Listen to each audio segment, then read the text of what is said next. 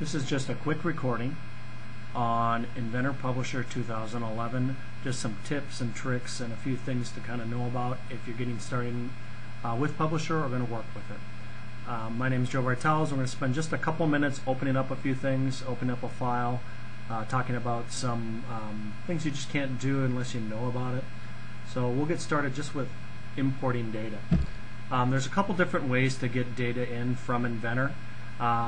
If you do want to insert an Inventor file, one thing to note is you can go and grab things like assemblies and part files, step files. It does not have all of the importers. You have CATIA, Pro-E, Step, but notice how a lot of the parasolids aren't there. According to Autodesk, that is purely just it's a money issue, right? How much do they want to pay to have those translators in here? One thing also to note is if you do go and grab something like especially a large assembly out of Inventor, this can take a while. It has to go open up the assembly file, find all the components for it, and then actually take it and deconstruct it into a lighter weight version so it can work faster. If you do want to go and grab Inventor files, one thing I would suggest is pick on the assembly file and hit the options button, and you can go in and actually choose a project file. This will help speed up opening very large assemblies. That way Publisher doesn't have to go and find all the files. You can use the project file to help kind of speed that up. But even then, this will take a while to open. For the sake of the video, I won't use the Inventor file. Well, actually, let's do that. Let's take the options, make sure we have a project file set up, and let's go ahead and open it. And you'll see that this will take a little bit, and this is not a very complex assembly. This only probably has, a dozen parts, maybe 20 parts in it.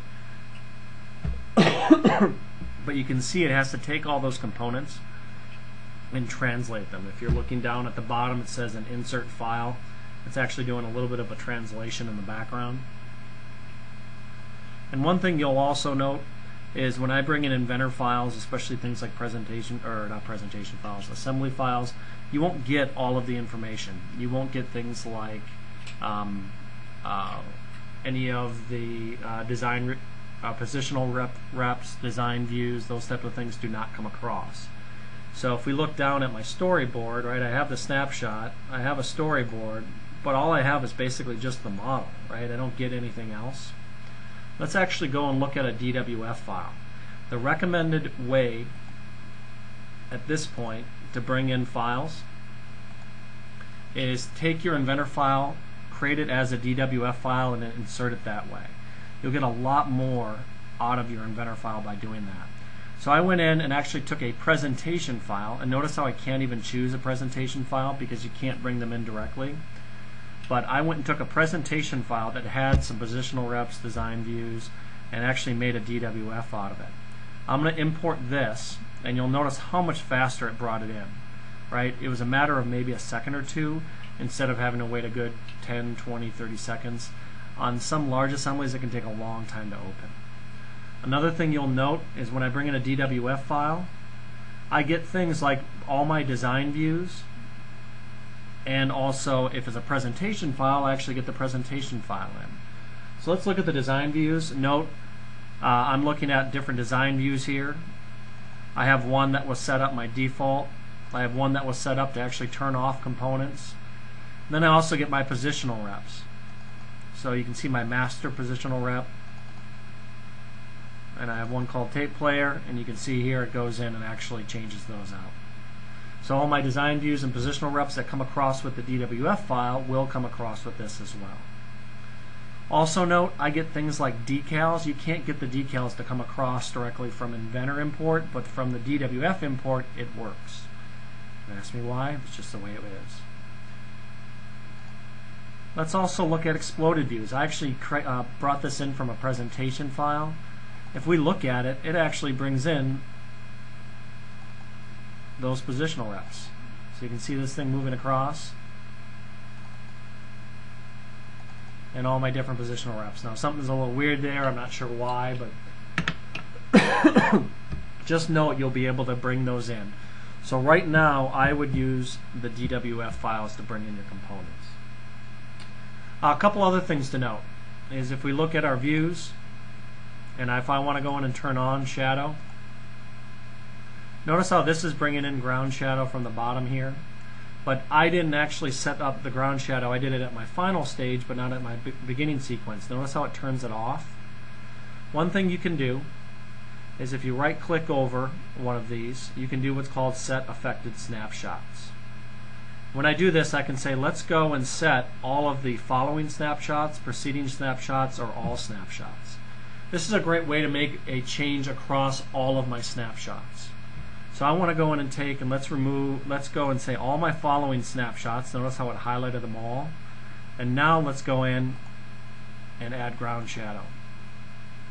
And if we look across all my different snapshots now, my ground shadow is actually turned on for all those different components.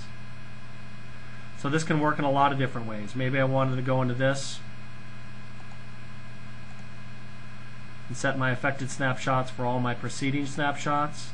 And let's go and maybe change my background color to say white.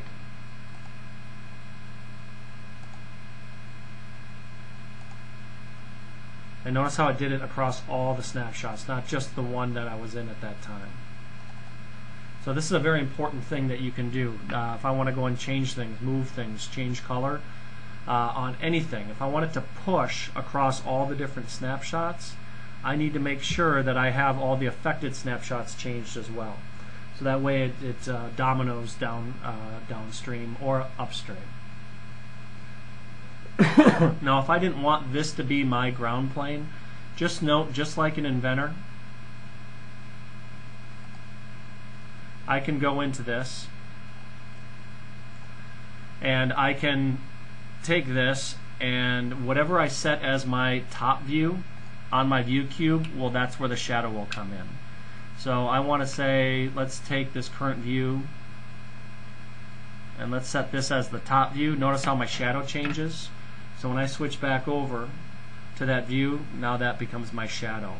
Now if I wanted my shadow to be to this top plane across the board, remember I'd have to go in and change, or I'd have to go in and make sure that I have this pushed across the board. Now one thing to note, if I go back to this one, I don't have the view that I really wanted this to be in. So what I can do is I'm in this view, but I really want to set it back to this view that I had here in this snapshot. If I double click the view and right click over the view I want, the snapshot I want the view to be, I can right click and say extract camera. And what that will do is that will actually go in and move me to whatever that camera is in that snapshot. So a lot of times I might be working in a snapshot and I move it around or I scale or rotate, but I want to go back to where I was. That's where you can go in and right click and do that extract camera.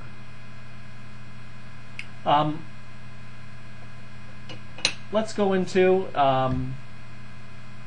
maybe a couple things I want to do. Is I didn't want to go in this direction.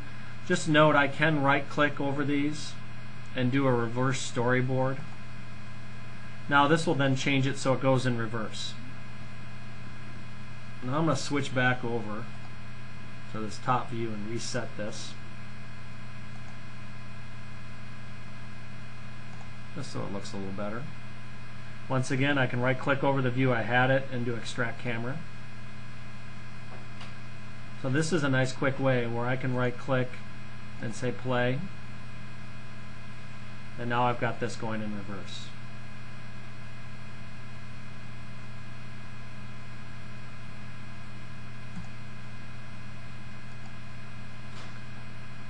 A couple other things that I might want to do is I might want to actually take components and move them. Maybe I want to go in and see how things are going to actually change in this. Just note you can right click over a component and you have a couple different options here. If I want the actual trail to pop in, I can turn on trail visibility for a component. So notice how that turned on the trail for that component in that slide. Also note is if I want to go in and actually change, and let's add some annotation.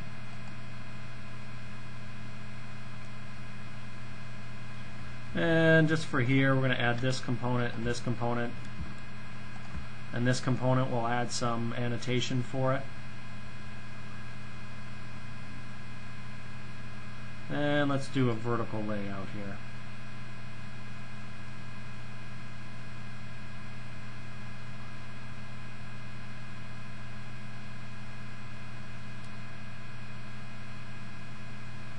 So note here is I have some of the annotations. If you haven't seen this already, you can go into here and see either do manual or pull in things like let's grab the part number for these components, let's grab the material, the name, and it will go in and autofill those out for me. A couple things I also want to point out here that most people don't know you can do is if I go and click on one of these, and notice how I have a little plus box here. If I pick on that plus box and hold it down, I can actually go in and add leaders to it. Notice how if I pick on it, it goes in and adds a leader to it. That's a quick way to be able to add a leader to a callout.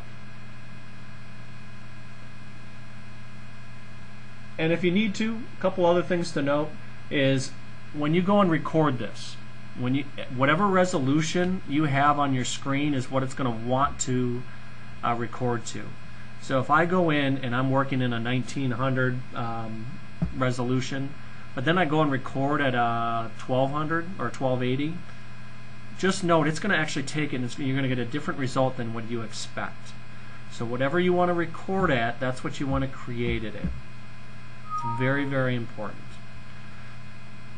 Also note is if you want to go in and create a custom template for a Word template, so if you go into these different publish commands, and if I want to publish it into say Word or PowerPoint, and I want that to go in a specific template, check the help. In the help topics, under fundamental workflow, publish document, and find the area that you want to look at. So if I'm under Word and I want to do a custom Word template, they do have all the different steps on how to create a custom Word template. So this can be very important is if you have a customer that want to actually publish these and get documents out of it, they even have a nice little video in here to be able to go and set up a custom template out of Publisher. That ends it for the quick tips and tricks. If you have any questions, please feel free to contact me, Joe Bartels, Jason Lane, or Carl Smith. Thank you.